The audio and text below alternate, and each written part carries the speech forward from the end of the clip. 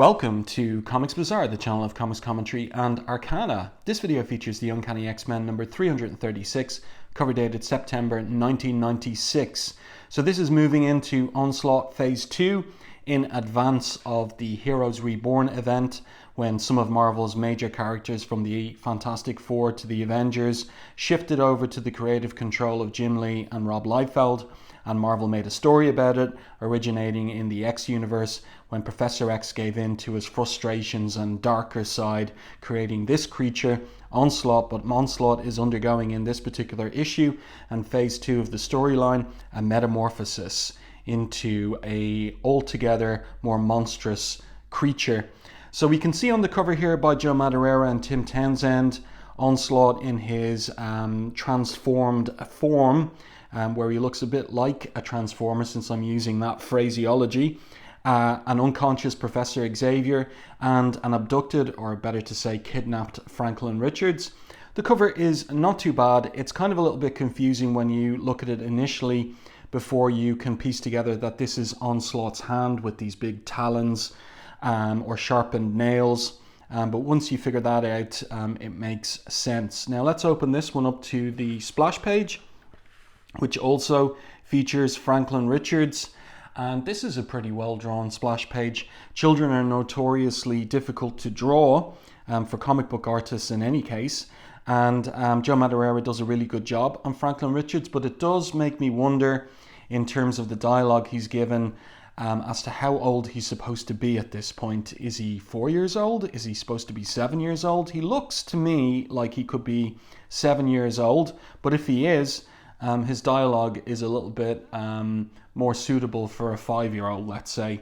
In any case, whose hand is this that he's holding? Please, mister, you gotta wake up. You gotta help me, please. I'm trying not to be, but I'm scared. Let's turn the page and see who he's talking to. It's Professor Xavier, and he is unconscious. And where are they? Well, it will be revealed later that they're in, or rather on, the astral plane. And Franklin continues, I recognize you, Dr. X. You see, this is it. Like, if he was 7 years old, he'd refer to him as Professor X. But if he's 5, maybe Dr. X makes sense. You're a friend of my mom and dad's. You're strong, he says, like them, with powers I'm member. Come on, let's go find them.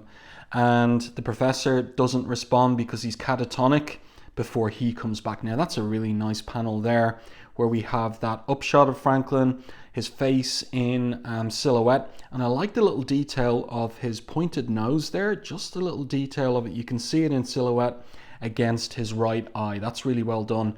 And I like these thorny spined trees, this nest or web of thorny spined trees above him. It really creates the atmosphere that they are in a lonely, desolate place, imprisoned by Onslaught. So the title of the story is, you can see it up there at the top of the page, A Voice as Deep as Thunder. And the creative team here, Scott Lobdell, writer, Joe Madureira, penciler, Tim Townsend and John Dell, and I think it's Vince Russell and Al Milgrom, inkers. So there's a team of inkers at work on the pages here. And what that always indicates is there's a little bit of a deadline crunch going on. Joe Madureira, a notoriously slow penciler.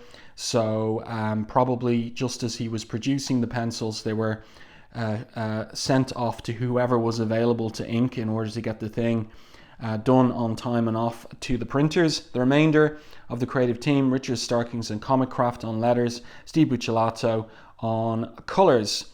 So let's continue with the story. Franklin sitting over Professor X and going through in his expositional dialogue what happened previously.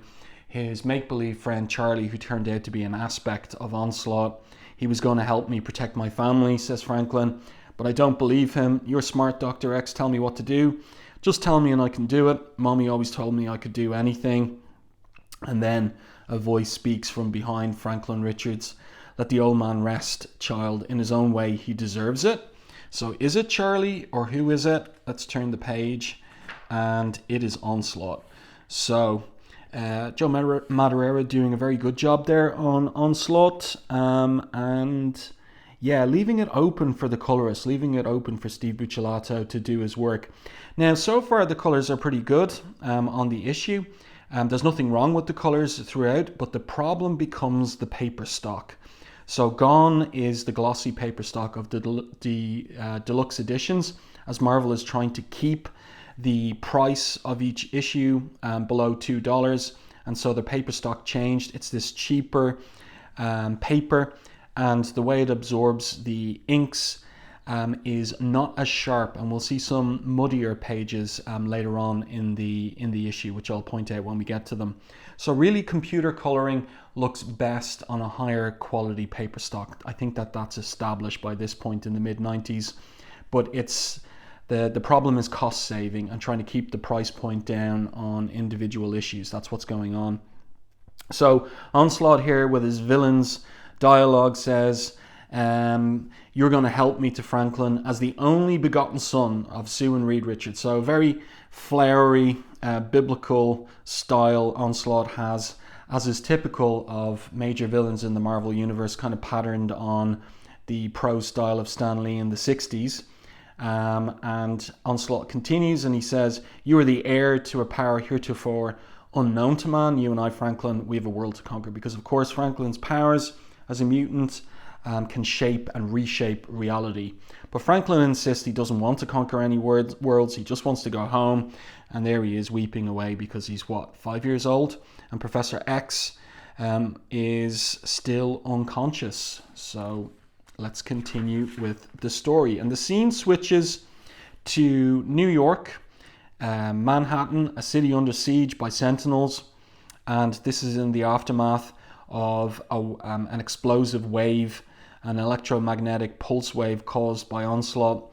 And at the end of X-Men 55, adjectiveless X-Men 55. So we have a dialogue here between Uatu, the Watcher, and Apocalypse, who both have come to observe, not interfering in things. The Watcher doesn't interfere because of an oath he's made, and Apocalypse just curious, interested, and not to this point interfering in what's going on. He says to Uatu, when Uatu asks him whether he's interested in the behavior of mere humans who've come together as a result of this tragedy, and Apocalypse responds, interest? No, but I respect their mutual bid for survival, doomed as it is, of course. But I was referring to Charles Xavier's hand in all of this. I did not believe Xavier had the strength to visit so much damage upon the world.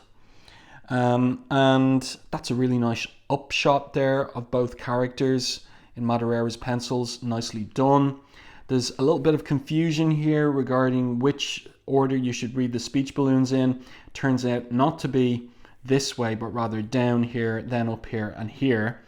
So Uatu says to Apocalypse, have you not realized by now that this goes well beyond Xavier, indeed well beyond the ongoing conflict between him and the man called Magneto, a conflict that spawned this onslaught? In many ways, this creature is exactly what you've always wanted to see, what you've waited 5,000 years to witness. Onslaught is a new life form, as far ahead on the evolutionary scale from Homo superior as that race is from Homo sapiens. He is, and Apocalypse picks up that which will survive. He asks it as a rhetorical question, of course. Off in the distance, it's Onslaught's Citadel, which he created in X-Men 55 in Central Park. And here around Uatu and Apocalypse's dialogue, you can see scenes of the wreckage and the human tragedy in New York. This is a pretty good panel here as well, where you've got the police officer firing at the Sentinel there. That's nicely done. And then you've got these guys rescuing these people caught in the elevator. It's nicely done, nice little details. Then we've got a page with Iceman and Johnny Storm, aka the Human Torch, and they're joined here by Hawkeye. So the question is, what are they going to do next? Johnny Storm says, my nephew Franklin is trapped in there in the Citadel. Hawkeye says, I know, bud, we'll get him out, Johnny. Want to try again, says Iceman, the three of us. So let's see whether they are going to make good on that. But then we have the arrival of the leader types. So Cyclops, Reed Richards, Sue Storm, and Psylocke over here as well on an invisible hover force field that Sue has whipped up with her powers. And what happens here is that Hawkeye asks Reed, is there a reason I'm the only Avenger present and accounted for? And Reed responds, everyone's fine, Hawkeye. Relatively, he says. I came here to get readings regarding a theory I have about Onslaught's powers. Readings I'll need to get back to Four Freedoms Plaza. So Reed Richards cooking up a scientific type remedy to the threat of Onslaught and getting his son back. But Sue is going to stay, obviously more emotionally driven and determined to get Franklin back by more forceful means. So what happens here is that Hawkeye, the Human Torch, and Iceman, and Hawkeye invites Psylocke to join them. They're going to help the trapped and wounded in the streets. Scott Summers, the heir of Professor Xavier, Susan Richards, mother to the young mutant captive who holds the key both to their victory or more likely their ultimate defeat. Despite their individual powers, they can do nothing but wait as two of the most important people in their lives are trapped in the maw of Onslaught. So of course that's Professor X in respect of Cyclops and Franklin Richards in respect of the Invisible Woman. So several blocks away we have Joseph, who at this point in continuity is an amnesiac Magneto, and he also is helping people in the wreckage of Manhattan. So he uses his magnetic force powers to lift up this crashed subway train, and he's met by a wave of fear and anger from the people aboard. It's him, Magneto. It's his fault. So that takes Joseph by surprise, and he is rescued, although he needed no rescue with his powers, from the mob by Gambit. And then Gambit talks to him about what's going on, really. He says, there's a lot you don't know about the man you was, the life you led, before you came who you are now. But this ain't the time or the place to explain it. Gambit is implying. But Joseph responds and says, to see such fear, such hatred, what kind of man was I? So he's curious. And this is an interesting character bit because most of this issue is plot driven. And this is only, something's gone wrong with my syntax there, excuse me. This is the one little scene in the issue that has some character development going on in respect of the off-again, on-again relationship between Rogue and Gambit, and now the relationship triangle with the arrival of Joseph. And Rogue here is impressed with what Gambit says to Magneto, to Joseph. Look, says Gambit, you ain't necessarily responsible for what happened in the past. Take it from me, mon ami, no one knows more about the sins of yesterday, how they dictate the penance of today, than I do. And so that takes Rogue by surprise. Remy, she thinks to herself, when are you ever going to stop surprising me? I know you don't like Joseph very much, yet you reach out to him anyway.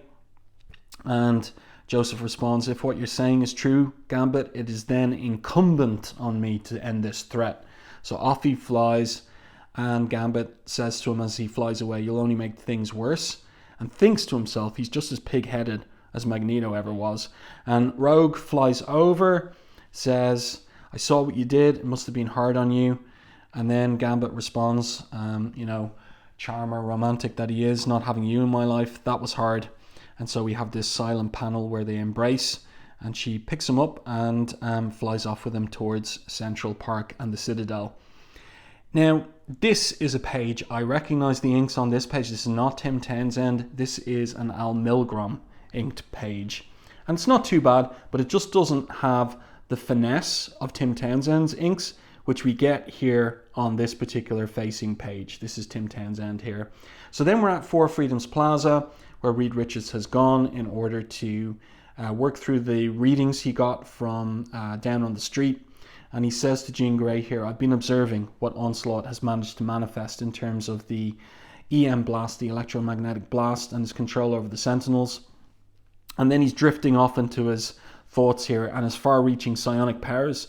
Now, if I combine this with the fact he abducted Franklin and collate that data with the acts he shouldn't be able to perform in the first place, then so he's working on a little theory there, and he says to Jean, thank you, Jean. And she says, no problem, Reed. Amazing, she thinks to herself. In many ways, this man is sort of the father of the modern age of heroes. And, you know, this is Scott Lobdell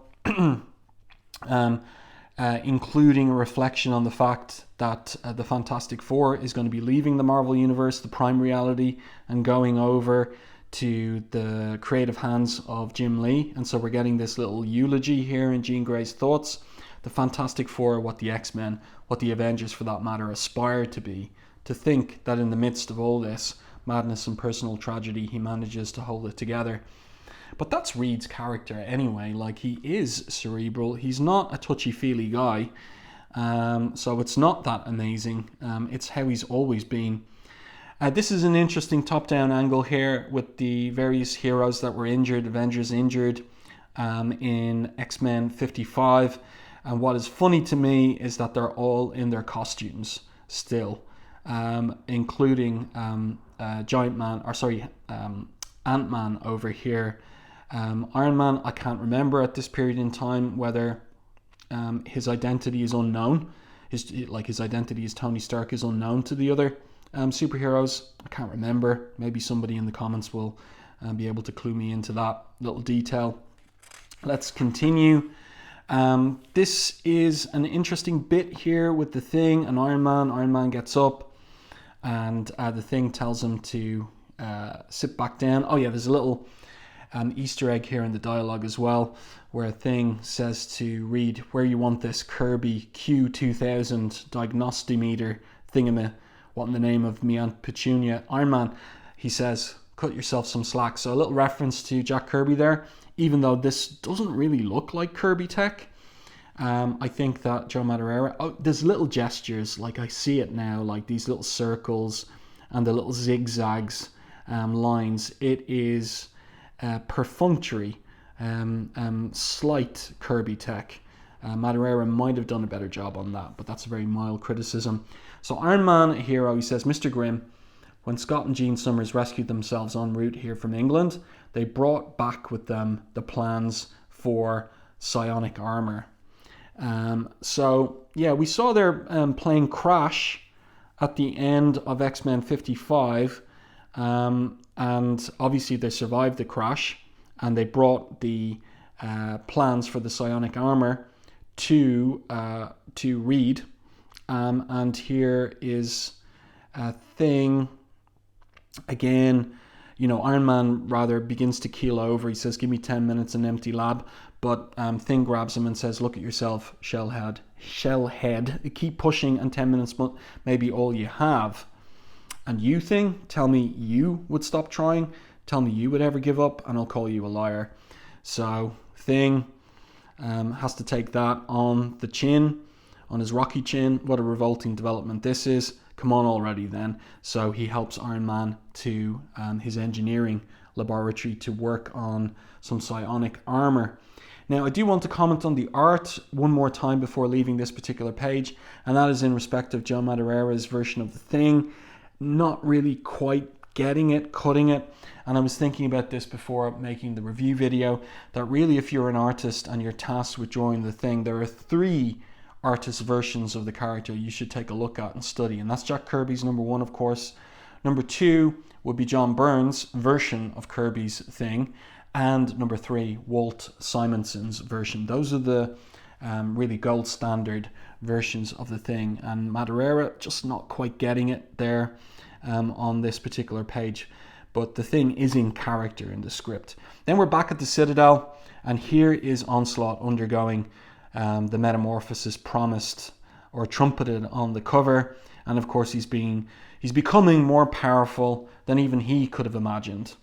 And you know, on the outskirts or on the edge of Central Park, Cyclops and Sue see this energy manifestation and they're wondering what's going on. Sue determined to go after her son, and Cyclops telling her to wait. Susan, the instant we can get Franklin back, you have to realize that we'll do it. He's a brave kid. And she knocks him away with her invisible force field. She says, exactly, Scott, he's a child. You, Reed, me, we're all adults. We make the decision every day to rescue our lives. But he, and then this is nice, a nice arrival of Cable.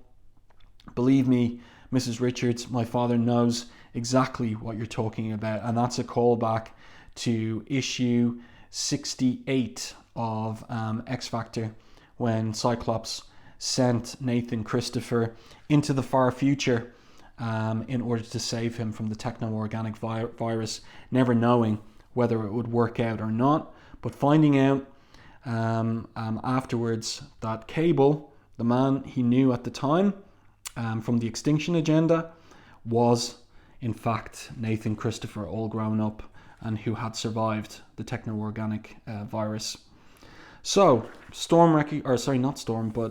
Richards recognizes them, and then somewhere deep within the core of Onslaught, so we're on the astral plane, Franklin here, all his crying has elicited a response from the professor, who emerges from his unconscious condition, recognizes Franklin. Franklin explains that Onslaught grabbed him, abducted him, kidnapped him, and Professor X thinks to himself, dear God, does this monster know no bounds? So Professor X is the old professor we all remember. He is an honorable man and remains such, but lost or imprisoned, better to say, within Onslaught on the astral plane. So he asks Franklin, does he trust him? And now Franklin does trust this man.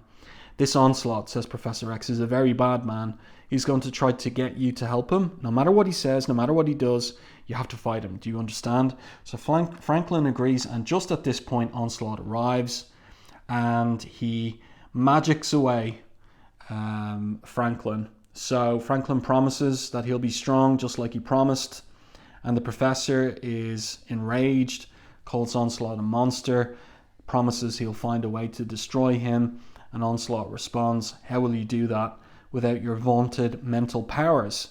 So that takes the professor by surprise. You're bright, Charles. You'll figure it out, says Onslaught. Suddenly, the sound of his laughter is drowned out by the roar of an assault from. So there's been a lot of talk in this issue thus far, and the reader has to be aching for a fight with all of these superheroes and X-Men in play, and this is where we're going to get it. In the last third of the issue, outside, Joseph arrives and attacks the physical manifestation of Onslaught, and Onslaught recognizes him. Joseph, isn't it? How fitting that the prodigal father would choose this moment to appear.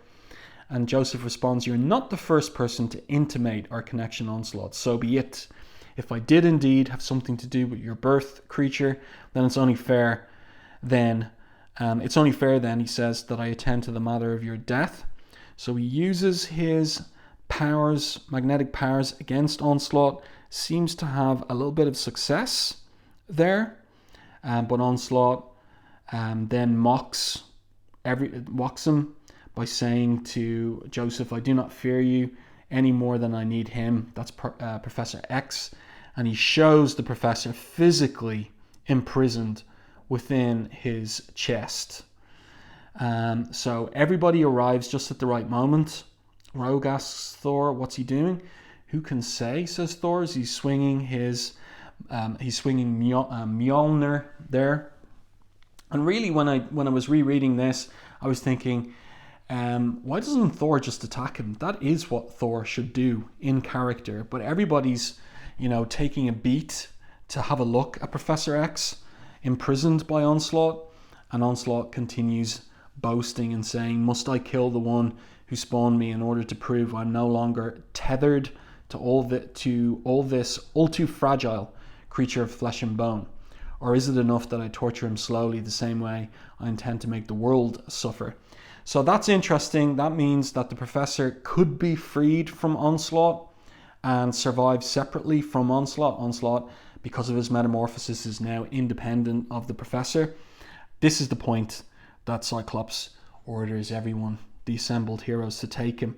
And that is a very cartoony drawing there by Joe Madureira, leaning into manga. You can see the eye tooth there of Cyclops. Looks more appropriate for Wolverine.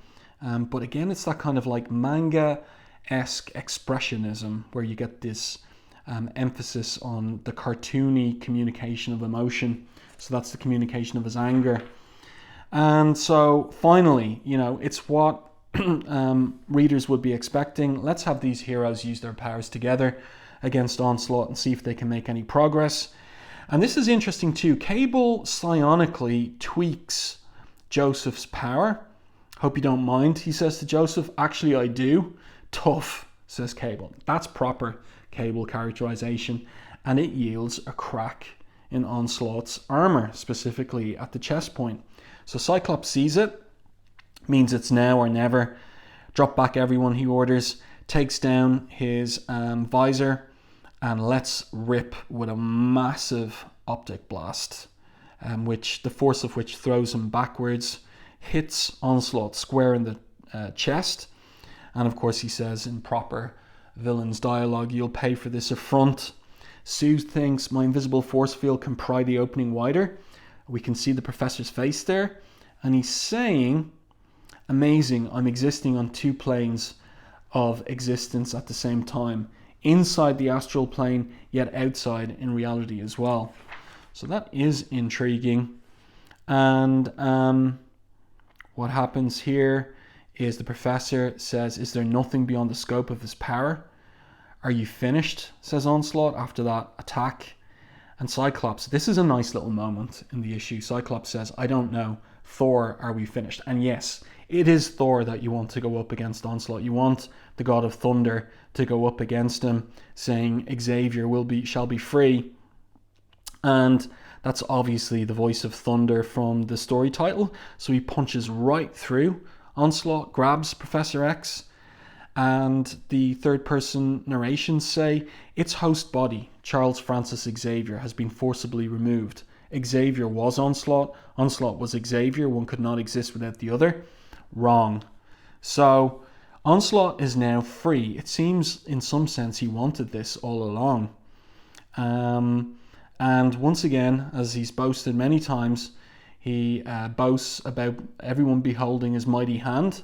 Never before has this happened. The merging of Xavier's unchecked psionic abilities, Magneto's fury and rage and control over the electromagnetic spectrum, and the untainted and untamed power of Franklin Richards, which is to reshape reality with something less than a thought, are all combined into a single unspeakable act. So it's this big psionic electromagnetic explosion here at the Citadel, and it's not without casualties. So it's the kind of explosion it looks like everybody should be dead, but no, they're not, because Sue Richards used her force field to protect them, and Cable again was psionically tweaking her powers. He says, if I wasn't reinforcing her force field with my side power, we'd all be so much organic dust right now. So what does Thor have to say? He says, to venture forth into that storm would be to gallop headlong towards certain death. So even Thor is thinking twice about going into this storm that's swirling all around Onslaught Citadel. Sue, upset, of course, wondering whether there's any way of getting Franklin back, asking Professor X, can you assure me that Franklin's still alive in there somewhere?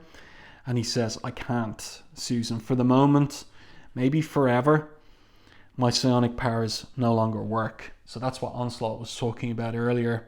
So the Professor X is, to use a Chris Claremont phrase, head blind. And last page, nearby, we've got Apocalypse and the Watcher watching everything still. And this is a pretty decent speech by Apocalypse, in fact, where he says there's anger and rage, and then there's madness. This, however, is beyond madness. And the Watcher says, though I have not the words to describe what is happening below, I fear with all my soul whatever this creature called Onslaught has become, he now presents a greater threat than ever. And Apocalypse says, for the first time in 2 millennia, you and I agree, Uatu, but what is to be done? And Uatu, who's pledged never to interfere in things, gives Apocalypse some information. I believe you already know the answer. So maybe these two age-old enemies are going to have to team up against a greater threat that is beyond madness, which is Onslaught, of course. I really like this particular panel here with Apocalypse's lower leg in the foreground, pointing towards the Citadel there. Also this panel where Apocalypse, except for little details of his face, are in silhouette. Yeah, it's nicely done. Good stuff by Madureira in this particular issue. There's 2 pages of letters here. They're about issues 332 and 333 of the title. This is an interesting little bit here. So inker Tim Townsend gets a little note here about his beloved grandmother who died, and you can see that she's wearing a t-shirt with the cover to I think it's Age of Apocalypse Alpha, something like that, from that particular cover. There, she's wearing that t-shirt, so he's got a little tribute to his grandmother there. That's interesting. It shows, that at this time, the X-Office, probably Ben Raab, actually, creating a little kind of, atmosphere, or how do I want to put this? Like, not an atmosphere, but rather that there's a sense of maybe a little bit of family about the X-Office at this point, which is interesting, and it kind of calls back to Stan Lee's rhetoric about the Marvel bullpen and the Marvel family and so on and so forth, which hadn't really existed since after Jim Shooter's departure. So you're getting a little bit of that going on here, and I think that that's good. And then there's 2 pages of bullpen bulletins about all the issues coming out next week from Marvel, quite a few there. And then at the end of this issue, you get some preview art from Heroes Reborn, which is coming very soon. So you've got some pages here, 3 pages from Jim Lee's Fantastic Four. You can see that the dark computer coloring is not reproducing well on this. It's not quite newsprint, but this lower quality paper stock here. The images are dark and muddy with the computer coloring. Nice double page spread there of Sue Storm and the Thing. And Jim Lee does, in fairness to him, a very good thing, and clearly looking at Kirby, John Byrne, Walter Simonson, and also Arthur Adams, I would say, for his version of the Thing. That's a nice double page spread of the Thing there. Then we get a double page spread of Rob Liefeld's Captain America. Not as good at all. What is going on with this sharp-edged knee there? That looks pretty weird. And turn the page. Maybe this page is a little bit better, but not a fan of the eagle on the captain's uniform there, on his mask, on over his forehead. Should have left it as the classic star. And there you go. I do hope that you enjoyed this review and commentary on Uncanny X-Men 336. Let me know your thoughts on this in the comments section to the video. If you enjoyed my review, please like the video on YouTube and consider sharing it. It really does help the channel. And if you haven't done so already, subscribe to the channel and stay tuned for more content like this.